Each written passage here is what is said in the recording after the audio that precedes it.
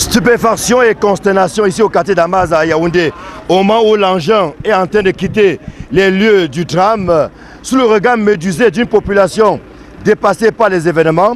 D'après les informations recueillies sur place, c'est en fin d'après-midi que le drame s'est produit, lorsqu'une motte de terre s'est dégagée.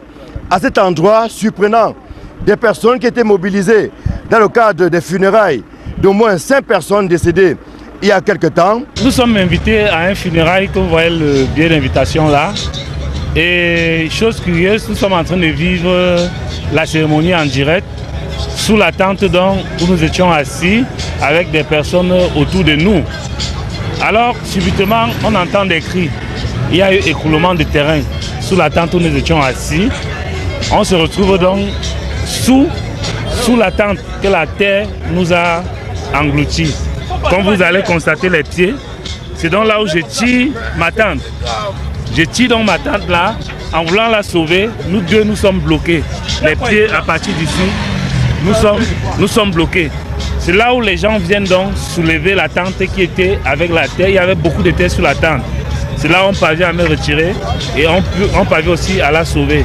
Et tous ceux qui étaient autour de nous sont morts. J'ai reçu une invitation d'une amie de plus de 25 ans.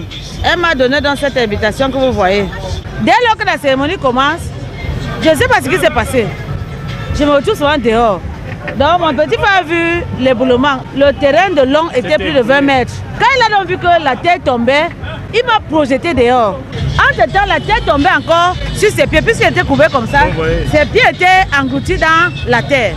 C'est un terrain visiblement à risque, parce que la zone en elle-même n'est pas une zone protégée. On a une motte de terre suspendue telle une épée de Damoclès sur la tête des personnes qui étaient présentes ici, lesquelles ont dressé plusieurs tentes juste en dessous, sauf que tout se passait dans de bonnes conditions, jusqu'à ce que la terre se détache et surprenne ces personnes qui étaient juste en contrebas.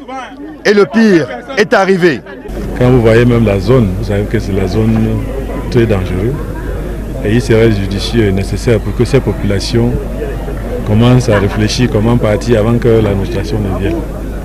Donc nous avons les corps qu'on a trouvés sur place. Les autorités de la ville de Yaoundé et partant de la région du centre sont descendus sur le terrain avec en tête le gouverneur de la région du centre, Nazeri Paul Beya. Des autorités qui sont venues toucher du doigt la gravité de la situation vécue par ces populations du quartier Damas. À l'heure où on en est, on parle au moins d'une quinzaine de morts. Sur place, nous avons dénombré 10 corps. Mais avant notre arrivée, il y avait 4 corps qui avaient été déjà évacués.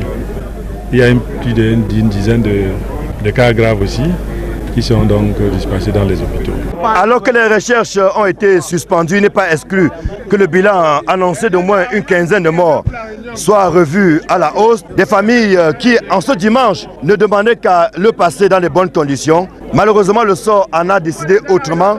On le dit antenne, ici, au quartier Damas, d'où nous signons Rodigan Gassi, Marcelin Gansop, Equinox Télévision.